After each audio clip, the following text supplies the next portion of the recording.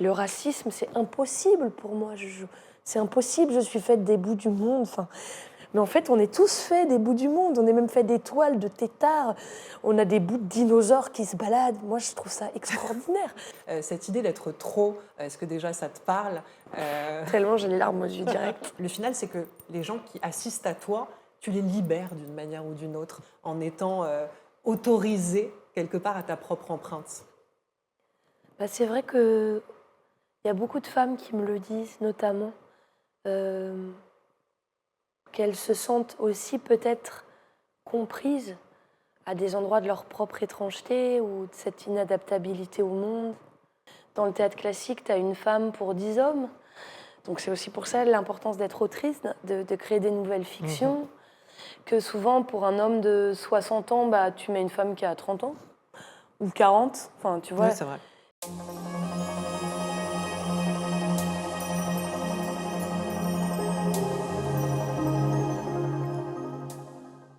Bonjour à tous et bienvenue pour un nouvel épisode d'Extase. Nous sommes ravis de vous retrouver. Aujourd'hui, on a l'immense plaisir de recevoir une femme d'exception, c'est Estelle Meyer. Bonjour Estelle. Bonjour Nathalie. Alors ma chère Estelle, quel grand bonheur déjà de vivre ce moment toutes les deux. Oui. Alors je vais te présenter un petit peu pour nos téléspectateurs.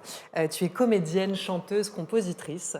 On t'a découvert à l'occasion de séries que sont 10%, Irrésistible et Escort Boy. On t'a aussi découvert au théâtre et notamment récemment à travers une pièce absolument exceptionnelle dont on reparlera à l'occasion de cette interview. C'est L'extraordinaire destinée de Sarah Bernard. Donc tu joues et incarnes juste avec une magie ce rôle de Sarah Bernard. Et puis plus récemment, tu es également créatrice de tes spectacles dans lesquels tu livres beaucoup de messages à la fois personnels, intimes, et puis l'envie d'aider les gens à se libérer en fait peut-être de leur fardeau et puis de retrouver, je pense, un rapport plus émerveillé au monde. Je vais citer ce dernier spectacle qui s'appelle Niquer la fatalité. C'est un dialogue avec Gisèle Halimi. Alors, ma chère Estelle, comment vas-tu déjà ?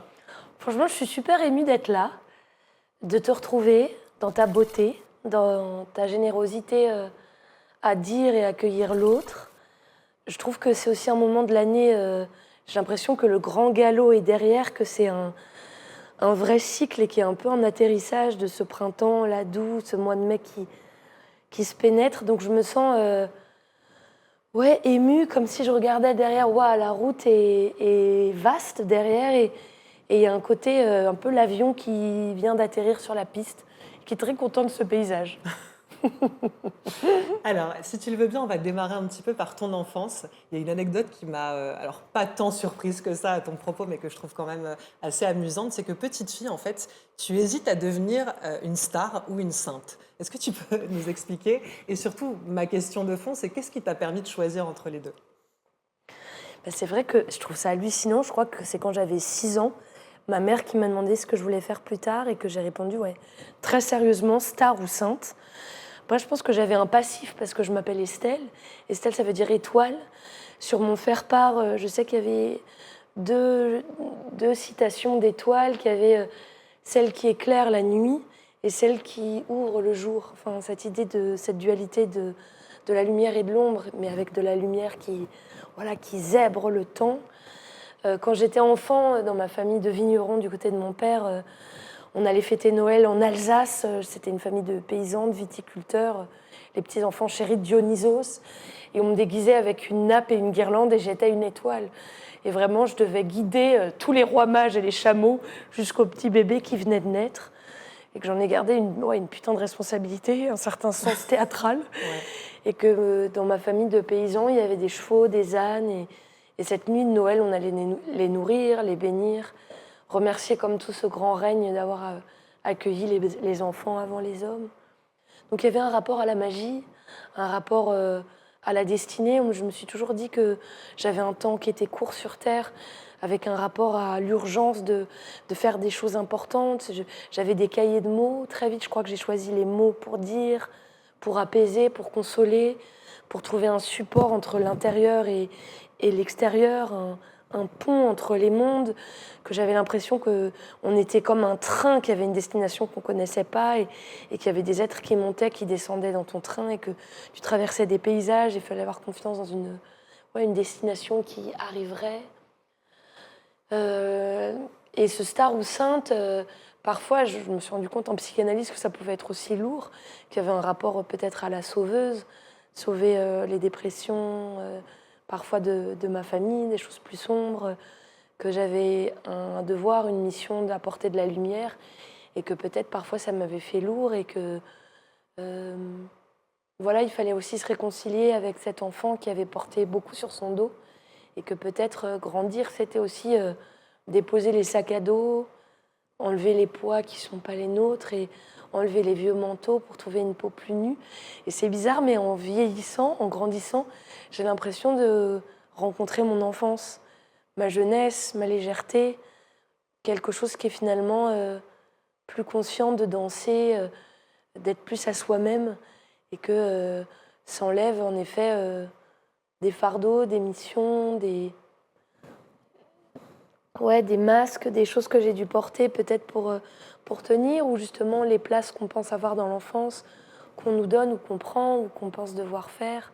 Et je pense que l'enfant, il capte tout, aussi des douleurs, des trous, et qui, inconsciemment, il a envie, c'est de l'amour pur, il a envie de réparer beaucoup, de faire, de prendre, d'être parfois la mère d'autres, de sa propre mère, de ses frères et sœurs.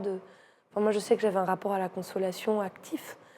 Et peut-être en devenant actrice, autrice, vraiment au sens d'écrire son chemin, sa route, d'écrire les mots que j'ai envie de dire, de pouvoir réinventer, questionner la destinée. Et c'est ça qui est si beau dans l'autofiction, tu peux réécrire à l'infini ton chemin et la façon dont tu regarderas ta propre vie.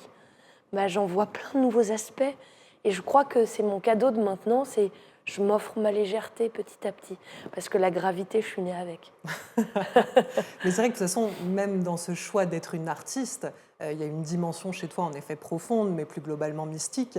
Après, est-ce que dans le mysticisme, on peut y trouver une forme de légèreté? Mais je comprends l'idée et c'est intéressant parce que souvent dans l'enfance, on va parler et avoir l'impression de partir d'une innocence pour approfondir au fur et à mesure du temps. Et là, tu décris finalement un peu presque le chemin inverse, c'est-à-dire partir d'une profondeur et petit à petit alléger les choses. Il y a une phrase que tu as dite en interview qui m'a beaucoup touchée. Tu es né dans un mélange de cultures et encore aujourd'hui, hein, autour de toi, il y a un mélange culturel, de religion. Et tu dis c'est la plus grande vertu d'être le don de l'hospitalité. J'adore cette phrase, elle est sublime. Qu'est-ce que ça t'a apporté justement cette diversité et encore aujourd'hui dans ta vie de femme, de pouvoir être entourée de cultures, d'énergies, de vibrations diverses et variées? Je pense que ça m'a apporté beaucoup d'humilité, dans le sens la vérité n'est pas attrapable. Il y en a des milliers, et il y en a une grande qui étincelle, mais les chemins pour y accéder sont des fleuves possibles qui se jetteront tous dans la mer. C'est, je pense aussi un rapport au fait de ne pas savoir, d'avoir cette immense tendresse pour le fait de ne pas savoir, de tester des choses, des possibilités, d'avoir des moments d'évidence, de fulgurance, qui souvent sont encore au-delà des mots. C'est pour ça que j'aime aussi faire de la musique. Je trouve que c'est encore un étage au-dessus, tellement plus subtil, où on est au-delà. Même par exemple la musique occidentale, il y a des tons, des demi-tons. La musique orientale, il y a des quarts de tons. En fait, on devient dans un royaume de la subtilité, vraiment de facettes tellement ciselées. Et ça, je pense que le fait d'avoir autant de cultures, d'origine, de voyageurs, des nomades qui marchent, j'ai l'impression, encore dans mon corps. Enfin, tu vois, j'ai tout de suite eu envie d'être pieds nus. J'ai des pieds solides, j'ai l'impression que j'ai des pieds vieux, avec des sabots, tu vois, de grands éléphantes ou de gazelles qui a galopé des millénaires. Et ça revient aussi à ton ancienne question. J'avais écrit une chanson qui disait Je suis née fatiguée, gitane brunéore, vieille âme revenue, de très beaux longs voyages, la vie recommencerait jusqu'à ne plus peser. Enfin, cette idée de cette espèce de longue et belle fatigue, d'avoir déjà l'impression d'avoir tant fait, tant regardé, tant pleuré, tant aimé. Je ne sais pas si c'est le fait qu'on soit vieille ou jeune, et j'aime aussi ne pas savoir ça, ou est-ce que c'est nos ancêtres qui coulent dans nos veines et qui ont vécu des drames, des guerres, des amours, des cachettes, des malgré nous, des révélations, Tu vois, mon grand-père était violoniste, ma grand-mère, elle était ethnologue. Toute sa vie, elle a travaillé en Afrique de l'Ouest, chez les Dogons. Qu'est-ce que c'était un rite? Enfin, moi, depuis que je suis enfant, on me parle des rites, des contes, des passages, des masques que tu mets pour un deuil, euh, euh, des cycles des femmes, de la puissance et la peur qu'on a des femmes parce qu'elles donnent la vie et donc la mort. Elles sont matricielles de toute l'humanité.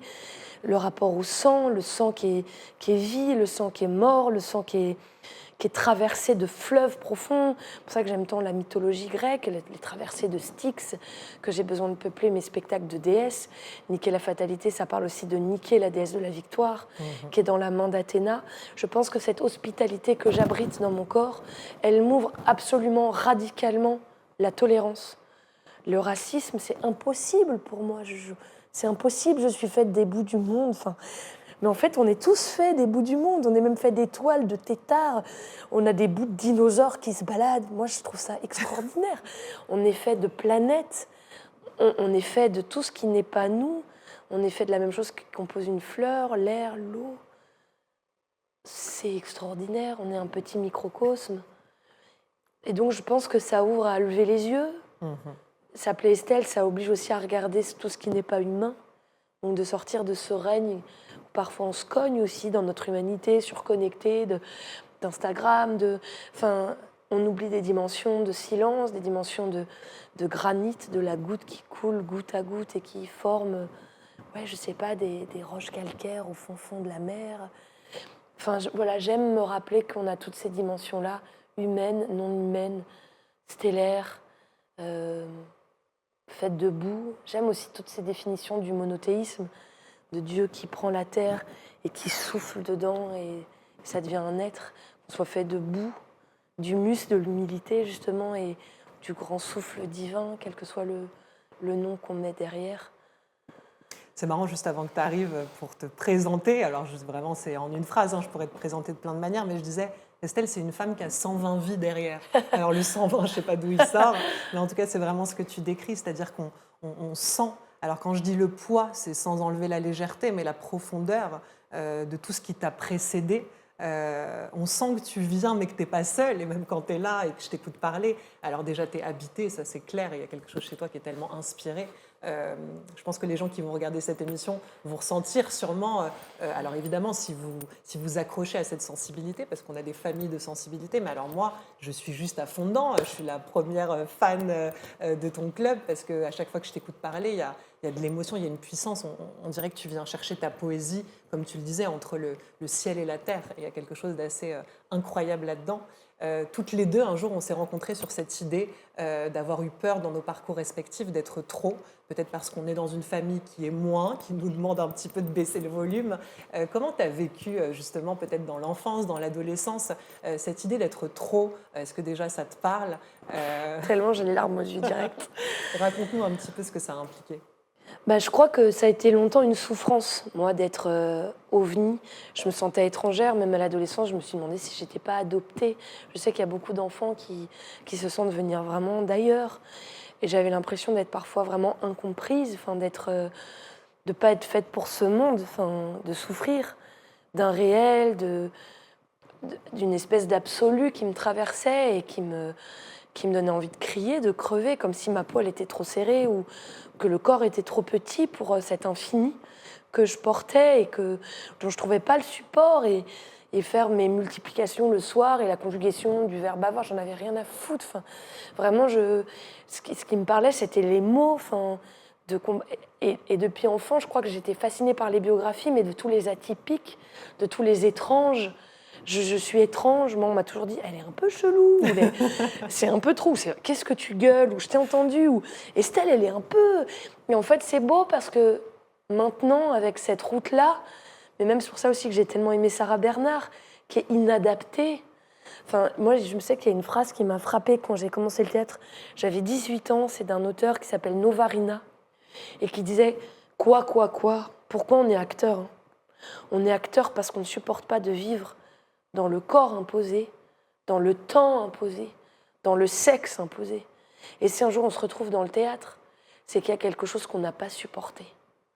Et moi, ça m'a fait bouh. Enfin, vraiment comme si ça me... Et en fait, je pense qu'on peut le retrouver dans plein d'aspects de nos vies. Cette inadaptabilité, cette étrangeté, cette fragilité, comme si on avait 12 jambes, 9 yeux, et qu'on était un petit peu à côté. Et moi, par exemple, j'ai adoré le théâtre parce que j'ai pu jouer des monstres, des femmes qui étaient trop. Je suis rentrée au conservatoire avec Marie Tudor. C'est une femme qui fait le peuple, et elle crame la ville, elle sort son amant, et elle aime les femmes, les hommes, et elle est débordée, elle veut mettre le feu à elle-même. Enfin, elle n'a pas assez d'un corps, d'une vie, et elle est monstrueuse à un endroit, et elle est drôle et tragique. Et j'adore Hugo aussi pour ça, pour cette espèce de grandiloquence. Enfin, c'est la cathédrale de Paris, c'est beaucoup trop grand, beaucoup trop fou, Et en même temps, je pense que c'est profondément humain d'être des espèces de cathédrales inachevées où le vent passe, d'être fait de dents, de poils, de plumes, de trouées, de larmes, Enfin, moi, j'adore Maria Callas dans Médée. Enfin, je comprends toutes ces femmes qui nous échappent. Et puis, pour moi, c'est aussi profondément féminin. Ça a été longtemps un continent qui n'avait pas de place pour dire, pour être, pour faire. Les écrits étaient planqués, effacés, n'avaient pas l'espace. Donc, je pense qu'aussi, c'était... Peut-être que, je sais pas, c'est des corsets aussi que j'ai sentis et que je peux enfin faire péter. Pour ça que c'était dur pour moi d'être mère, parce que j'avais peur, une fois mère, d'être castrée, de ne plus avoir d'espace de créatrice. Et que tous ces rapports au temps, d'être mère, de traverser des âges, de ne plus en avoir peur, de faire des nouvelles définitions de ce que c'est une femme, une mère, une artiste, une femme qui traverse sa vie en lui appartenant. En fait, que tout s'invente, c'est ça aussi ce que je te disais sur cette légèreté qui s'approche. En fait, tout s'invente. J'ai l'impression de m'alléger parce que je peux vraiment de ma plume sur une page écrire à nouveau, mais comme pour la première fois du monde, femme, vivre, marcher, dire, prier, me taire, être, ouvrir des mains, toucher un corps, la tête de mon enfant, il existe, il est réel, il m'a trouée et la lumière passe encore plus. Une autre vie a grandi dans mon propre être et c'est absolument l'altérité, c'est lui l'avenir. Donc il y a un espace aussi qui s'écarte. Tout n'est plus la proue de soi-même. Il y a déjà du temps et du suite du monde qui est là. Ouais, du prolongement de toi. Ouais. Justement, mais j'aimerais qu'on parle du théâtre. Le théâtre, donc, du coup, a été une espèce de solution divine à ce besoin viscéral de s'expandre. Ce que je trouve assez hallucinant chez toi et brillant et surpuissant, c'est qu'à chaque fois que je te vois incarner le rôle d'une autre, alors là tu parlais de Marie Tudor, je ne t'ai jamais eu l'occasion de te voir l'incarner, mais quand je t'ai vue sur scène incarner Sarah Bernard et puis d'autres rôles, en fait tu es troublante de sincérité et d'authenticité. Et je me disais, dans ce métier de comédienne et d'actrice, comment on fait finalement pour se mettre à mettre l'habit de quelqu'un d'autre? Alors peut-être que c'est encore plus un enjeu quand la personne a réellement existé. Comment tu rentres dans tes rôles? Est-ce que tu as un processus par lequel tu passes justement pour être au plus proche justement de la personnalité que tu incarnes? Moi, pour apprendre mes textes, je les écris. Je les écris dans mes cahiers, comme si c'était presque mes mots. J'ai besoin de les faire presque magiquement apparaître dans ma plume, dans mon dessin, dans ma graphologie, comme si je commençais à dessiner un nouvel espace par cette architecture. Je dessine et je parle beaucoup à l'autre. Qu'est-ce que tu as à me dire? Qu'est-ce que j'ai à te dire? Qu'est-ce qui répond viscéralement à mon ventre, à mon creux? Sarah Bernard, au début, j'ai hyper peur de cette femme. J'étais là, mais c'est l'actrice ultime, c'est la première star mondiale. En 1900, elle a voyagé sur les 5 continents. Elle traverse les États-Unis de fond en comble. les gens, elle parle en français, les gens ne bitent pas un mot.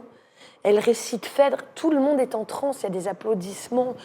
Mais 17 rappels, il faut imaginer 17 rappels. C'est extraordinaire. Pour moi, c'est une chamane. Donc, tu veux dire, les gens sont captivés par son aura les gens sont en fous dehors d'elle. de la langue. Ils ne la comprennent pas forcément. Mais ils comprennent quelque chose d'elle. Ils sont d'elle. transcendés. Quelque chose traverse de cette femme qui est pionnière sur tous les fronts, qui est fille de mère à 20 ans, qui élève toute seule son gamin, qui gifle une sociétaire de la Comédie Française parce qu'elle a poussé sa sœur et parce qu'elle ne veut pas s'excuser, qui se retrouve à la rue, qui est fille de courtisane, donc de pute, qui sera elle-même courtisane, qui sera avec des hommes, avec des femmes, qui n'a pas de problème à gagner son argent. Elle dirige le théâtre de la Ville à Paris, place du Châtelet, ce sera le théâtre Sarah Bernard. Elle dort dans son cercueil. C'est l'époque du romantisme. Elle sert Victor Hugo qui a 40 ans de plus qu'elle. Elle sert Edmond Rostand qui a 40 ans de moins qu'elle. Elle est avec des sculptrices, Louisa Béma. Elle a des crocodiles chez elle qui meurent d'une overdose de champagne. Elle s'achète un jaguar à Londres. Comme elle n'a jamais vu courir un jaguar dans Londres, elle le lâche. Elle fait le premier voyage en ballon. Elle fait des tournées dans le monde entier. Elle invente des modes, des marques. On l'imite. Elle n'a pas peur de sa vieillesse. On lui coupe une jambe. Elle continue de jouer debout, appuyée sur des pianos. Elle transforme le théâtre de l'Odéon, 6e arrondissement, en un hôpital pendant la guerre de 1870. Elle soigne des blessés. Elle remue le ciel et la terre pour que... Enfin, c'est une femme, mais on n'a pas assez de mots, en fait. C'est un ovni absolu. Et toute sa vie, on lui faisait des exorcismes quand elle était enfant parce qu'elle avait des colères, elle n'était pas souhaitée, pas aimée par sa mère. Elle sait à peine qui est son père. Elle n'est pas voulue. Et à la force de ses bras, elle devient, comme Gisèle Halimi. Son père ne dit pas pendant 3 semaines qu'il a une fille, le temps de se remettre de cette fatalité terrible, celle d'avoir une fille. Sa mère veut pas sa mère est plus misogyne que tous les misogynes du monde. À 10 ans, elle fait une grève de la faim pour plus avoir à servir ses frères à table. À 14 ans, elle fait péter un mariage forcé. Personne veut qu'elle fasse des études, on en a rien à foutre. Elle devient la plus grande avocate des femmes du XXe siècle. C'est vraiment des femmes qui, de la blessure, et moi ça me parle, de cette inadaptabilité au monde, de cette envie de découdre, d'en être une force de vie, mais à des niveaux... moi, c'est comme si un chêne poussait sur les Champs-Élysées, quoi. Il a tout niqué du béton, et il pousse, il nique tout Louis Vuitton, il nique toutes les boutiques de luxe, et là, je suis un chêne, je suis la terre. Tout ça est éphémère, et moi, je suis une écorce vivante, et ma sève réveillera le monde, et j'aurai des oiseaux de paradis sur ma tête. C'est ça, ces femmes-là. Et c'est ça le théâtre, c'est en fait faire passer la sève d'une autre, la sève dans le sens presque huile essentielle, le sucre de 3000 fleurs, d'en avoir la goutte, c'est avaler l'humanité et humblement la rendre, mais en passant par ton propre sang, par ta propre modernité. Parce qu'en même temps, c'est moi qui suis vivante. Bah oui. Et Sarah Gisèle sont mortes, donc c'est presque une alchimie super étrange de rendre... de faire revivre, c'est de la résurrection, mais en passant par ce corps-là. C'est de la réincarnation joyeuse, avec humour. Oui, puis pas désincarner de ce que tu es toi. C'est-à-dire, comme Non. tu dis, c'est aussi mettre le contenant. Même Elle si passe le par fond cette reste le gueule-là, sien. cette voix-là, Ouais, complètement. ce timbre, ces cheveux-là, ma façon de respirer, mon propre rythme cardiaque. Donc il y a une torsion, il y a une réinterprétation. Et ma sensibilité à moi qui va être traversée par la leur. Je sais pas trop bien. Enfin, c'est bizarre, je t'explique tout ça, mais en même temps, j'ai l'impression que je saurais pas l'expliquer. Cette mue. En tout cas, moi, tu sais, là, en t'écoutant, je me disais, c'est quand même fou parce que je pense que la majorité des gens cherchent de toute leur vie à rentrer dans des cases, à vérifier qu'ils sont bien dans la bonne norme. Et en fait, alors à la fois toi, Estelle Meyer, là on parle de Sarah Bernard, de ce chêne qui pousse au milieu des Champs-Élysées et qui vient défoncer le béton. En fait, moi, ce que j'aime et l'importance de cette émission, c'est de venir vraiment mettre en lumière des gens qui tant dans le fond que dans la forme, apporte vraiment une empreinte en ce monde. Parce que moi, j'ai toujours eu cette espèce d'obsession de vouloir... Enfin, je suis attirée par des gens qui me montrent quelque chose que je n'ai jamais vu ailleurs. Et justement, je pense que pour les gens qui sont en train de nous regarder et qui s'efforcent tant bien que mal depuis l'enfance de correspondre, de rentrer dans le moule, je pense que dès qu'on assiste au spectacle d'une personne qui s'autorise à son propre monde, on n'a même pas besoin de donner des conseils, tu vois, c'est au-delà de ça, c'est une autorisation, une énergie. Est-ce que tu sens que justement, dans ce que tu peux incarner, même si c'est d'autres rôles, le final, c'est que les gens qui assistent à toi, tu les libères d'une manière ou d'une autre, en étant autorisé quelque part à ta propre empreinte? C'est vrai qu'il y a beaucoup de femmes qui me le disent, notamment, qu'elles se sentent aussi peut-être comprises à des endroits de leur propre étrangeté ou de cette inadaptabilité au monde, et que ça leur donne du courage pour être elles-mêmes, parce que, en effet, je pense que toute singularité autorise celle d'en face.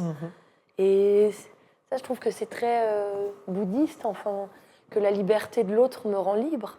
En fait, plus on est d'être libre, et je trouve que ça, c'est une façon très joyeuse de niquer le patriarcat, où les femmes, on a souvent eu très très peu de place dans les sociétés, dans les salons, où on devait être la choisie au milieu d'un monde d'hommes, et c'était un privilège de ouf.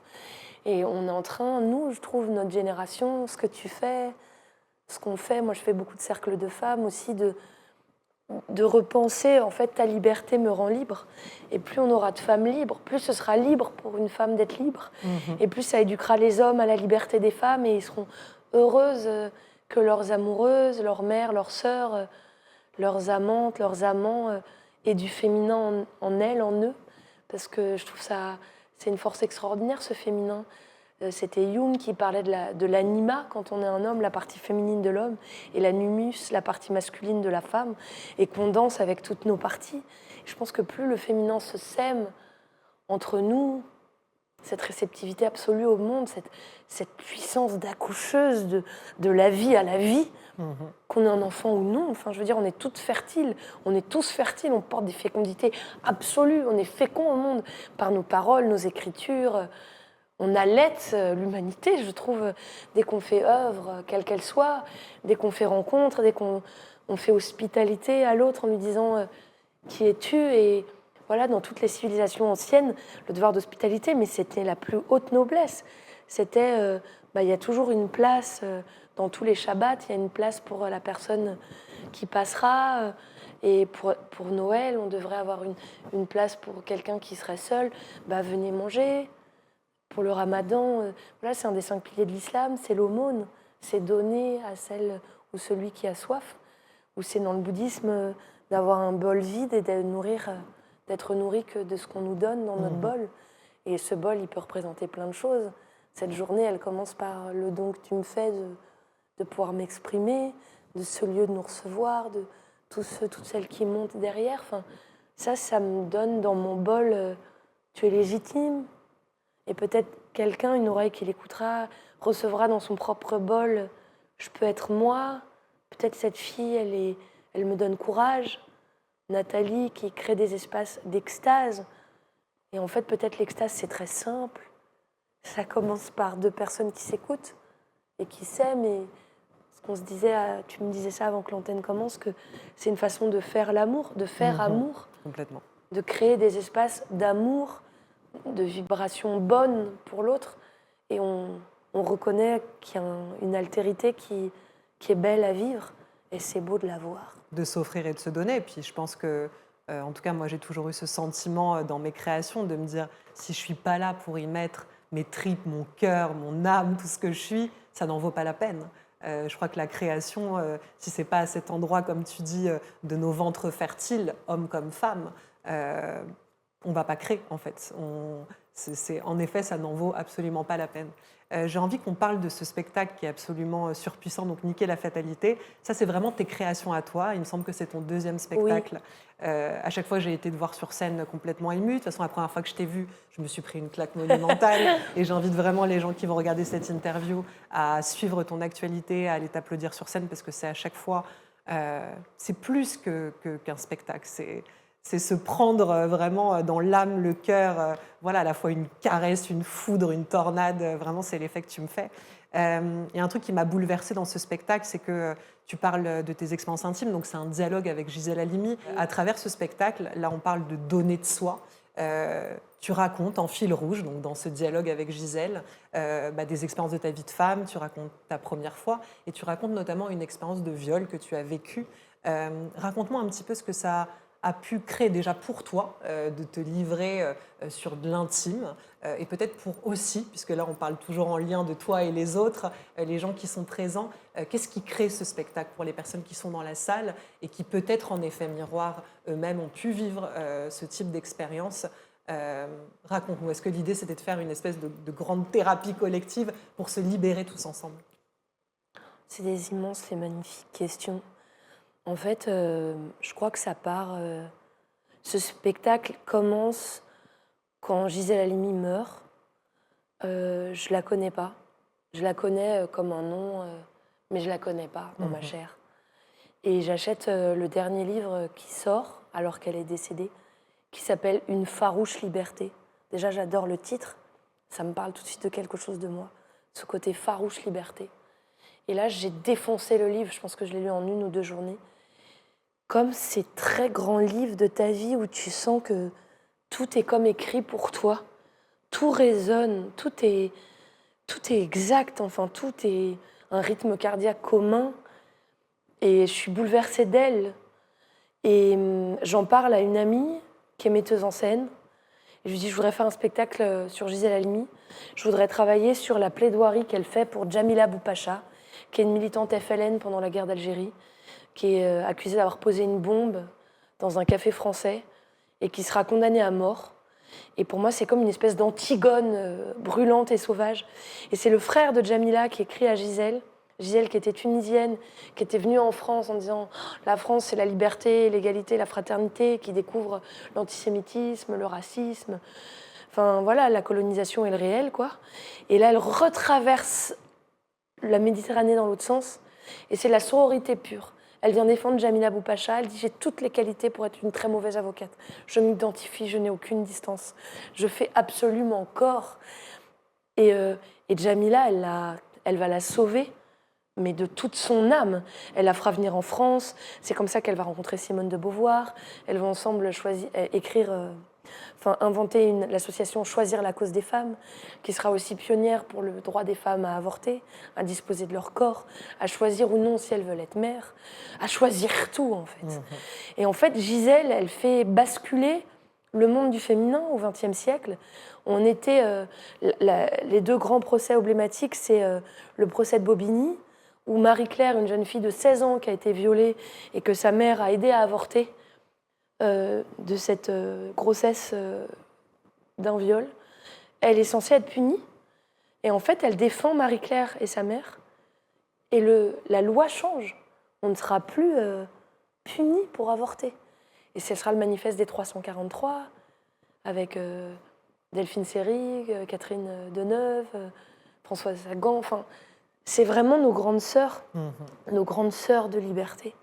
Et ensuite, ça sera avec le procès d'Aix-en-Provence, qui fait un écho fou avec le procès de Gisèle Pellicot, parce que c'est de Gisèle, Aix-en-Provence, Avignon.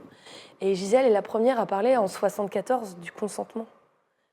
Elle parle du consentement et elle fait basculer la loi. Le viol, qui était sous la loi napoléonienne, coups et blessures, devient un crime. C'est énormissime. Donc, et je dis à Margot, je veux faire un spectacle sur Gisèle et Djamila. Je veux faire la plaidoirie de Gisèle pour Djamila. Je veux faire le journal intime de Djamila, parce que Djamila, on n'a pas su ce qu'elle en pensait. Et je voudrais travailler sur la poésie des femmes arabes, parce qu'on sortait du confinement, où pendant tout le confinement, je récitais, tu sais bien, un poème par jour. Ça s'appelait « Poésie, âme ardente ». Et chaque jour, je voulais que, dans ce moment où on disait que le lard n'était pas nécessaire, c'était pas l'essentiel, que la poésie aidait à tenir, à vivre, notamment toutes les poésies de la résistance, de tenir dans la nuit. Et mon amie Margot me dit « Super, je suis là, mais de quoi tu veux parler toi derrière ça, en bonne accoucheuse ?» Et là, j'ai commencé à écrire. Et j'ai commencé à écrire sur toute mon expérience du féminin. Sur ma mère qui naît, et sa propre mère dit « t'es pas trop déçue, c'est une fille ». Sur ma mère qui me coupe les cheveux. Sur la différence de traitement entre les garçons et les filles dans ma fratrie. Sur la sexualité taboue. Sur le rapport au corps empêché. Sur des femmes enfants qui ne disposent pas de leur jouissance, qui ne disposent pas de leur puissance. Sur moi qui vais au planning familial, qui demande des pilules. Et la femme me dit, je lui demande un sac, elle me dit on n'est pas à Franprix. Et je les mets dans mes chaussettes. Sur moi qui fait le mur, parce que j'ai une famille très patriarcale et qu'une femme ne sort pas la nuit. Et moi qui me mets en danger chaque nuit avec des hommes que je connais pas. Et moi qui ai l'air d'avoir 20 ans alors que j'en ai 14. Et moi qui fais l'amour. Et qu'est-ce que c'est d'être pénétrée par un homme?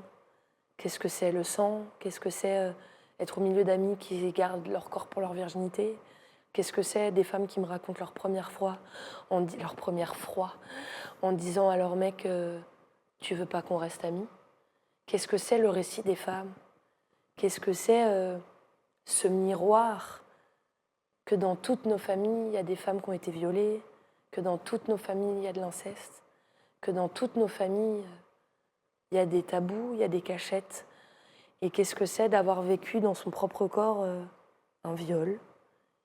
Comment tu guéris? Comment tu sors de la colère? Comment tu ouvres une forme de réparation? Comment j'ai eu besoin de Gisèle pour me défendre? Comment j'ai choisi la plus grande avocate des femmes pour exposer ma plus grande nudité, ma plus grande blessure? Comment en écrivant ce spectacle, je vais aux urgences parce que j'ai un abcès aux ovaires? Et je me dis, mais est-ce que c'est mon spectacle qui me rend malade? Ou est-ce que c'était que j'étais malade et que j'ai besoin de ce spectacle pour me guérir? Qu'est-ce que c'est de crever réellement un abcès, déjà dans son propre corps, puis dans la matière? Qu'est-ce que c'est d'inviter le chamanisme dans un spectacle et de faire lever une salle, hommes et femmes, pour inventer le monde de demain, pour couper et pour dire il n'y a pas de honte avec le corps, il n'y a pas de honte avec la sexualité. J'allège mon corps, j'allège ma sexualité, j'allège mon histoire, je purifie mon corps, je purifie ma sexualité, je libère ma lignée. Ce sont des oiseaux qui s'envolent et que nous ne reproduirons pas. Qu'est-ce que c'est d'infuser dans des corps? Nous ne reproduirons pas. Qu'est-ce que c'est de dire une lettre à l'homme et de dire à l'homme « tu me manques ». Comment pouvons-nous enfin nous rencontrer? Comment libérer ces kilomètres de mémoire blessée? Où les mettre? Est-ce que dire suffit à guérir? Est-ce qu'on peut sortir du mot viol? Et là, s'appuyer sur ce titre, niquer la fatalité, et de dire à une salle entière, ce spectacle, je l'ai créé il y a 3 ans, et j'ai encore 2 ans de tournée. Enfin, on n'arrête pas de me demander de continuer. Enfin, je pense qu'il est... Enfin voilà, il répond à quelque chose d'une époque. Et de dire chaque soir, on va y arriver. Niquer en grec, ça veut dire la victoire. Et de dire un jour, il n'y aura plus de viol. Tu citais Gisèle Pellicot, là, qui est une affaire récente. Est-ce que tu penses que le traitement médiatique, justement, d'en avoir autant parlé, ça participe à ce qu'un jour, souhaitons-le, la question du viol n'existe même plus? Est-ce que tu penses que c'est des rappels dans le temps? Parce qu'on a l'impression, en effet, alors bon, je te suis tellement et je suis très touchée par ce que tu dis. Je connais peu de femmes autour de moi qui n'ont pas subi des violences. Alors, en effet... 3 femmes sur 4. 3 femmes sur 4. Une violence sexuelle. La violence sexuelle est partout, elle nous émeut, elle m'en fait perdre mes mots. Moi-même, dans mon histoire, j'ai vécu un épisode traumatisant. En fait, ça nous arrive à toutes. C'est-à-dire qu'il y a un jour où on livre nos expériences, on se dit, mais finalement, est-ce que ça a traversé l'existence d'à peu près toutes les femmes que je côtoie? Tu parlais de l'inceste, c'est pareil, en parlant à beaucoup de femmes, pour moi, ça me semblait tellement éloigné. Je me disais, mais comment ça peut être possible dans une famille, un père, une mère? Comment on peut mélanger ces rôles, ces rapports? Et en fait, c'est extrêmement présent. Aujourd'hui même, on peut dénoncer, et peut-être qu'on va un peu loin dans cette interview, mais peut-être le rôle aussi d'une pornographie très malsaine avec ça. Enfin voilà, on vit encore dans un monde, et là je cite Gisèle Pellicot, mais où c'est encore omniprésent. Est-ce que tu penses qu'aujourd'hui, le fait qu'on puisse en parler autant, alors qu'à l'époque de Gisèle Halimi, elle était en train de lever la parole là-dessus, et c'était quand même il y a si peu de temps, est-ce que ça va nous aider pour toi? J'ai la chance de faire partie d'un jury d'un prix littéraire Gisèle Halimi, qui a été fondé par une avocate, Samia Maktouf, qui est franco-tunisienne, dans laquelle il y a Annick Cogent, Ariane Ascaride, enfin beaucoup de femmes qui se sont approchées de Gisèle, beaucoup d'avocats, d'avocates, de romancières, de gens de l'édition, de femmes, évidemment. Et j'ai eu la chance de chanter à l'Assemblée nationale, c'était la remise du prix. Et il y avait un des fils de Gisèle qui a dit quelque chose qui m'a énormément touchée. En fait, donc, d'une Gisèle à l'autre, le procès d'Aix-en-Provence, c'était il y a 50 ans, c'était en 74. Et le procès de Gisèle Pellicot, c'était en 2024. Donc 50 ans séparent ces deux espaces. Et Gisèle, à l'époque, une de ses collaboratrices avocates, on l'avait giflée. Elle avait été giflée à la sortie du tribunal. Les policiers qui amenaient les violeurs, donc c'était 3 hommes, disaient « Mathéo, tu fais l'amour et tu te retrouves aux assises ». Enfin, ne comprenant pas du tout le problème. Ça avait été un procès très, très, très, très violent. Très, très, très violent.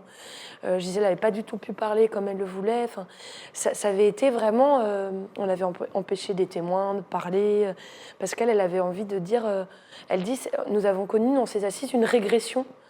Elle pensait qu'on pourrait parler, au-delà de la punition, de pourquoi le viol, en fait. D'où ça venait, en fait. La racine, essayer de l'éradiquer, enfin, de comprendre de quoi il s'agissait. Et donc, vraiment, les avocates étaient planquées, les violeurs arrivaient en mode... comme des... Enfin, voilà, c'était comme ça. Et le procès de Gisèle Pellicot, Gisèle, à toutes ces audiences, il y avait au moins 30 personnes qui l'applaudissaient, lui offraient des fleurs. Dans toute la ville, il y avait des collages qui disaient « Gisèle, on te croit, on est toute Gisèle ». Et les violeurs venaient planquer avec des lunettes de soleil, des masques, des capuches. Donc vraiment cette phrase de la honte qui avait changé de camp. Ouais. Et c'est que 50 ans.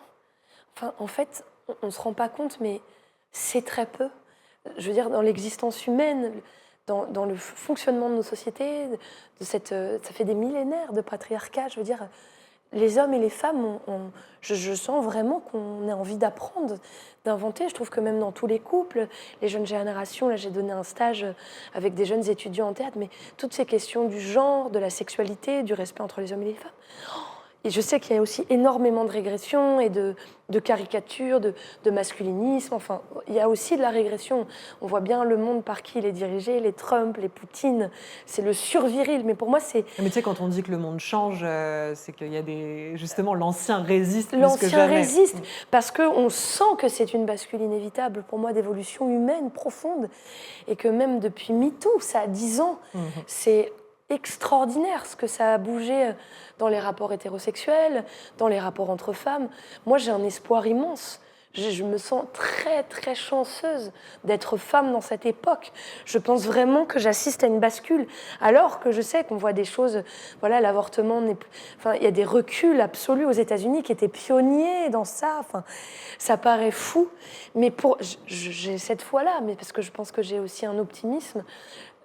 Et peut-être que ça sera encore peut-être dans 100 ans, mais j'ai espoir que quelque chose avance de très, très profond entre les sexes, entre les hommes et les femmes, et que peut-être, en tout cas, moi je le vois autour de moi, dans la parole des femmes, dans un monde qui s'autorise à écouter la parole du féminin.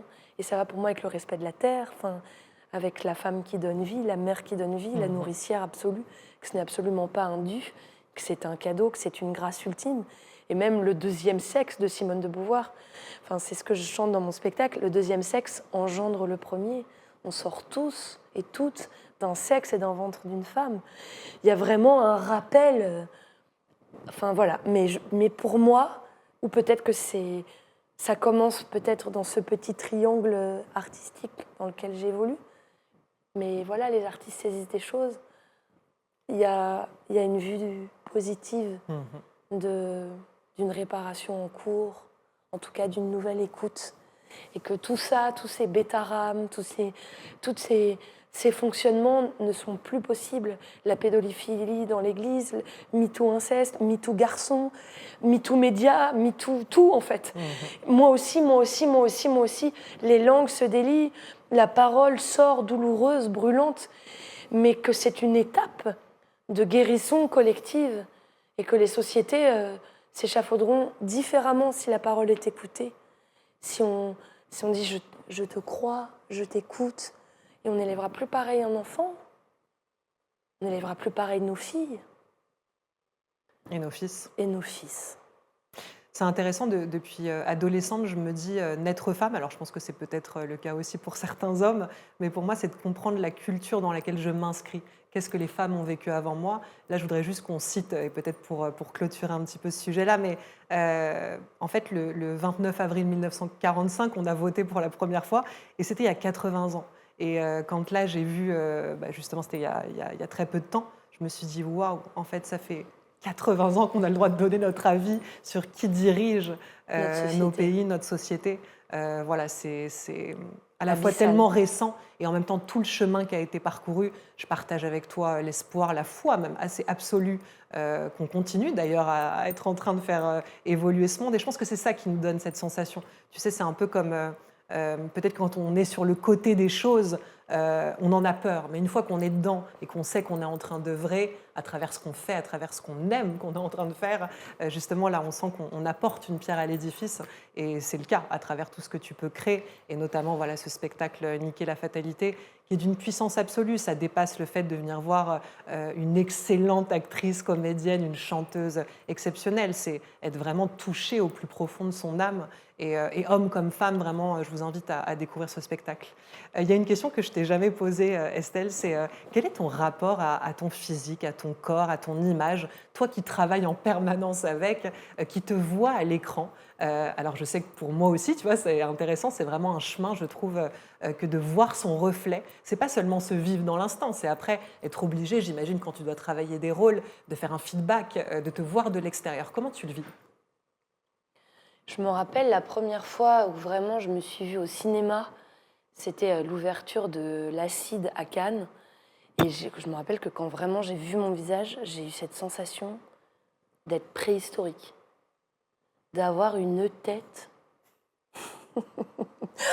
hallucinante. Enfin vraiment, nez, bouche, yeux énormes. Comme si tu te voyais pour la première fois. Ah ouais, et que tout signifiait, tout était tellement vaste au niveau... une tête de volcan, quoi. Je sais pas si je me suis jamais trouvée profondément belle ou... Je crois que je me sens... en même temps, quand tu revois des photos, je me sens... je sais que, par exemple, moi, toutes les femmes amérindiennes, les Violeta Parra, les Mercedes Sosa, les femmes arabes, les femmes berbères... tu vois, je sais pas, j'ai tout de suite des passages Kaina, tu vois, les gitanes, les femmes andalouses, la Méditerranée, quoi. Enfin, j'ai l'impression que... Et puis moi, je suis née, tu vois, dans les années 90, où c'était quand même Kate Moss, l'extrême maigreur.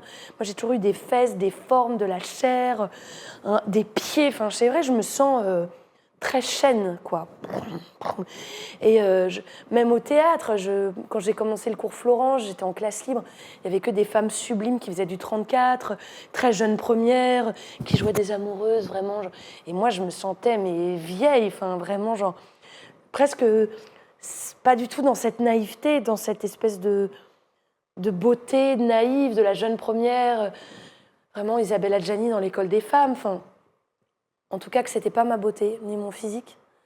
Et que je crois que c'est aussi en assumant mon feu, tu vois, même à l'adolescence, j'avais des joggings Lacoste, des chaussettes jusque-là, des requins. J'étais avec des gros lascars, je faisais de la boxe. On voulait toutes les requins. On les voulait tous les requins. J'étais dans un monde assez viril, en fait. Okay. Et en même temps, mes modèles, c'était Beyoncé, J.Lo, qui avaient des culs comme ça, des formes. Et je trouve que... ouais, aussi d'autres types de beauté, enfin, qui n'étaient pas la norme occidentale blanche.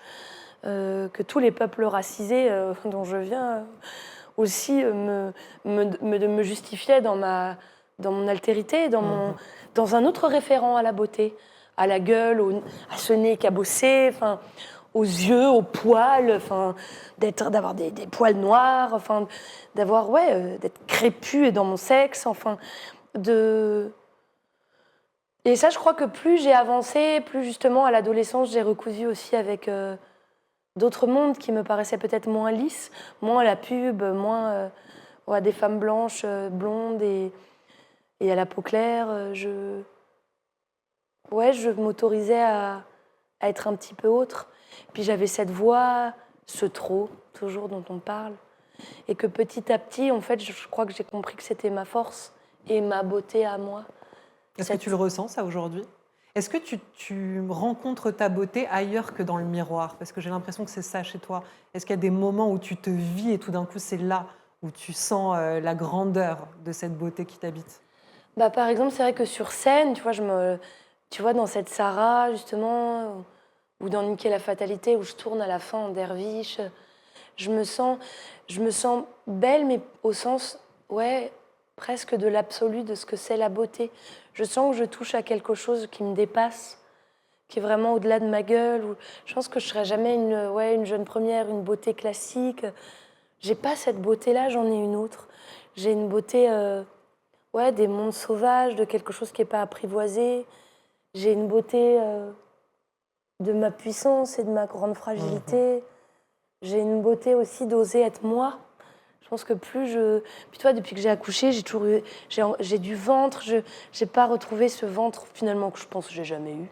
De absolument genre, zling, zlung, zlung. Enfin, tu vois, j'ai un corps... même j'allaite, mes seins, ils sont moins bili boum. Enfin, ils sont plus digidim boum boum. Enfin, bon... je commence à avoir des cheveux blancs. C'est pas rien. Après, vieillir, je trouve que c'est pas non plus si simple. Enfin, mais je me dis, c'est un rapport au temps, au vent sur mon visage, au temps qui passe. Aussi, peut-être d'avoir moins de force, j'ai des rides sur mon front, de mes traversées, de pensées, d'émotions, du soleil, de la pluie. Je trouve que ça aussi, c'est être très punk. Au Molière, là où j'étais lundi dernier, il y a Marina Hans qui a gagné le Molière de la meilleure actrice et qui a dit un truc que j'ai trouvé tellement beau. Elle a dit, sur ses belles loups-boutins argentés, à 50 ans, j'avais 2 options en tant que femme. Soit je faisais de la chirurgie esthétique, soit je faisais du théâtre. Trop belle. Et elle a vraiment dédié son Molière à toutes celles qui se sentaient trop, et à toute l'énergie aussi qu'elle avait perdue pour se faire aimer par ceux qui ne l'aimaient pas, et elle dit pour des très bonnes raisons. C'est juste qu'on n'était pas... J'ai trouvé ce discours mais tellement libératoire, où justement en tant qu'actrice, tu peux être tellement obsédée par le temps. Complètement. À 50 ans, tu peux être... Ah ouais. On le sent chez tellement d'actrices, tu vois, ce contrôle, ce besoin de se vérifier, cette difficulté à s'accompagner elle-même dans le temps qui passe. Ça se sent, on le voit, il y a des charnières, et d'ailleurs ça correspond en effet aux décennies que certaines actrices passent, mais chez toi on ne ressent pas ça, c'est-à-dire on ne ressent pas cette même lutte qu'ont tellement de femmes en effet qui sont à la fois sur scène et devant les caméras. Mais je pense aussi, tu vois, j'ai des amis qui ont créé le tunnel de l'actrice de 50, où tu vois, où à 50 ans, tu te fais proposer beaucoup moins de rôles. Dans le théâtre classique, tu as une femme pour 10 hommes. Donc c'est aussi pour ça l'importance d'être autrice, de créer des nouvelles fictions. Que souvent, pour un homme de 60 ans, tu mets une femme qui a 30 ans, ou 40. Enfin, tu vois, oui, c'est vrai. On n'est jamais représenté dans des relations égales au niveau âge. Que pour des postes de fonction, par exemple, un juge, une juge, un flic, où c'est pas... Enfin, je veux dire, où le sexe n'est pas une fonction, tu mets des hommes. Donc c'est aussi tout un rapport à la représentation qui est en train de changer, ou qui doit changer. Ou aussi dans les festivals, d'imposer la parité, un regard de femme qui parle de femme, donc, qui représente aussi la femme à d'autres âges. Enfin, on revient aussi un peu sur toutes ces questions de la représentation, parce qu'en fait, on est biberonné à la télé, on est biberonné aux films qu'on voit, et donc si on représente des femmes de 60 ans qui sont avec des hommes plus jeunes ou des hommes de leur âge et qui sont à l'aise dans leur corps, ou tu représentes d'autres corps de femmes, justement des femmes qui ont des cheveux blancs, des femmes qui sont pas refaites, qui peuvent avoir des seins qui sont dans d'autres formes, qui peuvent avoir du ventre, qui sont pas parfaites au sens de la pub. On n'est pas là pour faire une publicité pour vendre du dentifrice ou des bagnoles. On est là pour représenter l'humanité. Plus on autorisera... Moi, j'ai joué enceinte jusqu'à 8 mois et mes producteurs étaient là. Mais attends, tu voudrais pas te reposer? T'es sûr que c'est raisonnable? J'étais là. Mais quoi, c'est moins bandant une femme enceinte? C'est quoi le problème? On est responsable des représentations qu'on fait. Enfin voilà, il faut qu'il y ait des corps non blancs, non lisses, non 34e, enfin dans le sens, enfin je veux dire, qui ouvrent d'autres représentations.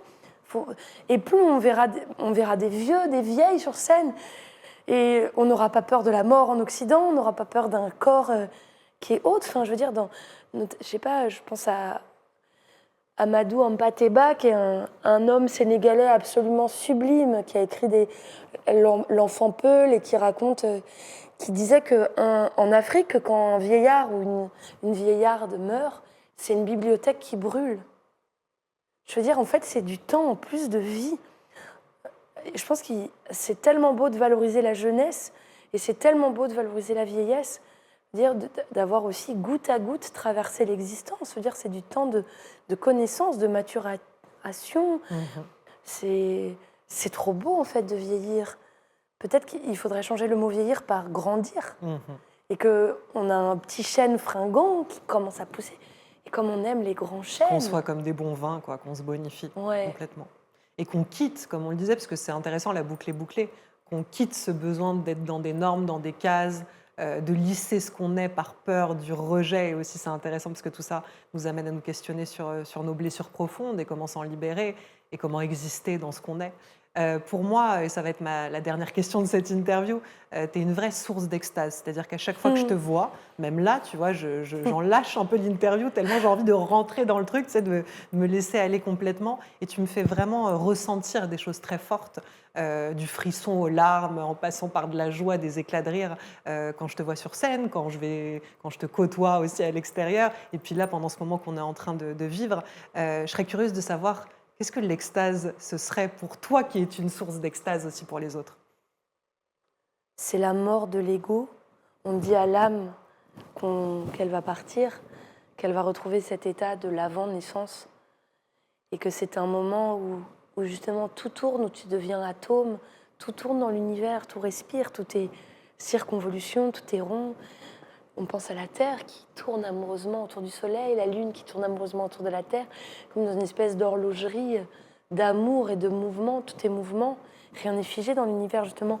Nos temps, nos corps, nos respirations, tout respire, la mer. Enfin, j'aime penser qu'il y a rien, ne nous inquiétons pas, tout bouge, rien ne demeure, c'est magnifique, c'est extraordinaire, tout est mouvement, absolument, ça coule, quoi. Et donc cette danse du sama, qu'on appelle aussi la danse de l'écoute, où le derviche pose directement, enfin très délicatement, sa tête, libère l'espace du cœur, et donc aussi de son oreille, il lève cette main, donc il est allé, la grande sagesse, le message d'amour de l'univers passe par son bras, traverse son cœur, il écoute ce message, il ne le garde pas et il le rend à la terre. Et dans ce moment où tu ne vois rien, tu vois tout. Parce que ton regard ne s'accroche plus justement à l'apparence, à nos visages, à nos corps, mais juste au multicolore. C'est beau ça. Dans ce moment où tu ne vois rien, tu vois tout. C'est ça. Et tu deviens ivre juste de vivre et de tourner. Et l'autre extase, j'aurais une vision d'un jardin au printemps, couvert de fleurs, de glycine, de jasmin, de fleurs d'oranger, de cette plénitude de la nature, d'elle-même, où justement, peut-être 40 ans pour une femme, c'est l'été de la vie.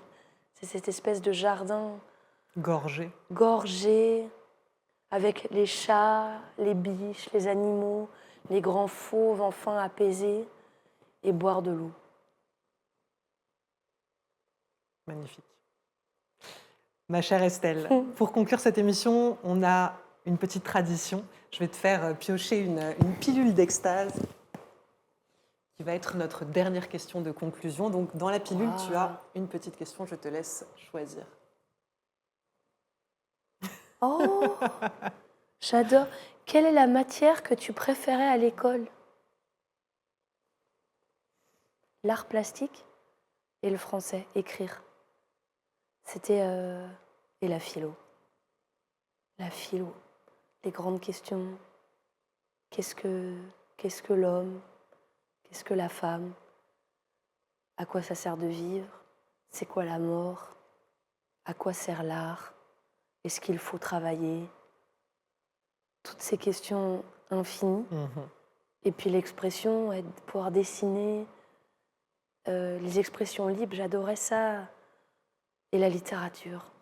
Je me rappelle, en première, on étudiait le romantisme, tous les poètes justement qui avaient travaillé sur la mort.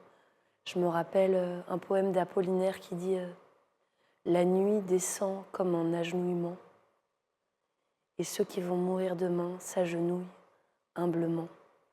La nuit descend sans sourire, ombre des temps qui précèdent et ouvrent l'avenir. » La poésie. Donc en tout cas, toutes ces matières d'expression ou de réflexion de soi, la philosophie peut-être un petit peu plus tard dans notre cursus, mais en tout cas dans l'art, le fait de toucher aussi, d'y mettre tes mains, comme tu dis, t'es une femme, même si tu es une femme connectée et très reliée au ciel, il y a quelque chose de, voilà, qui aime vraiment toucher la matière chez toi. Et c'était déjà présent finalement dès l'adolescence. Merveilleux. Ma chère Estelle, où est-ce que les gens, s'ils souhaitent en savoir plus sur toi, où est-ce qu'ils peuvent te retrouver? Il y a déjà un compte Instagram sur lequel on peut te suivre et suivre donc toutes tes actualités. Estelle Meyer, la meuf sait plus ou moins elle s'appelle à la fin de l'interview, dans les yeux de Nat. Estelle Meyer, niquer la fatalité, c'est mon compte Instagram. J'ai aussi une page sur Facebook. Et puis si vous voulez, vous pouvez aussi m'écrire et me donner votre adresse mail. Je fais une newsletter. Voilà, où j'envoie les nouvelles, les spectacles. Et là, mes prochaines dates, je vais aller jouer Niquer la fatalité à Quimper la semaine prochaine. Et j'ai toute une tournée dans le sud, Toulon, Nice, Marseille.